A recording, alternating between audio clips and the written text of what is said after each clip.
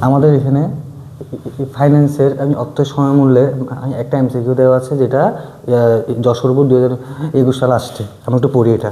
5% হারে বর্তমানে 200 টাকা 5 বছর পর মূল্যগত হবে। তার মানে যেহেতু 5 বছর পর বলছে, অবশ্য সূত্র হবে তোমার এফভি সূত্র। ঠিক আছে, তাহলে এফভি সূত্র আমরা কি জানি? PB into 1+i হোলের।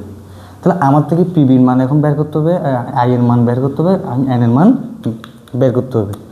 আমরা এফবি সমান জানি ফিউচার ভ্যালু, পিবি সমান জানি প্রেজেন্ট ভ্যালু,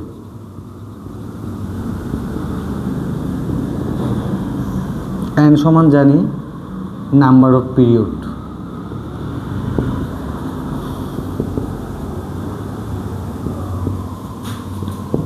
আই মানে ইন্টারেস্ট।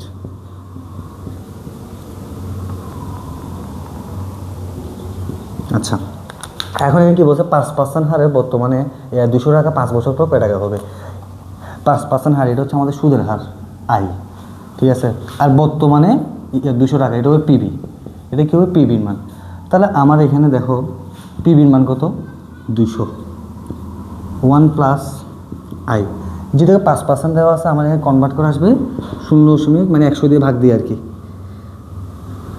0.05। আর তোমার এন এর মান কত? এন এর মান হচ্ছে 5 বছর। ঠিক আছে, তাহলে আমরা কাউন্ট করি ক্যালকুলেটর দিয়ে। আসো ক্যালকুলেটর দিয়ে কাউন্ট করি আমরা। কত আছে? 1+0.05 আসছে কত? আসছে হচ্ছে মানে 1.05, 1.05। এটাকে আমরা করব, এটা আসবে কত? এটা আসবে 200 ইন্টু 1.276281। আমরা সবসময় এর দশমিক উপরে 6 ঘর নিব, আমরা এখন গুণ করব। 200 ইন্টু 1.276281 হবে কত? 255.25। ঠিক আছে, তো আমরা দেখবো এখানে, দেখো এ তাহলে আমাদের 4 নাম্বারটাই আনসার। ধন্যবাদ।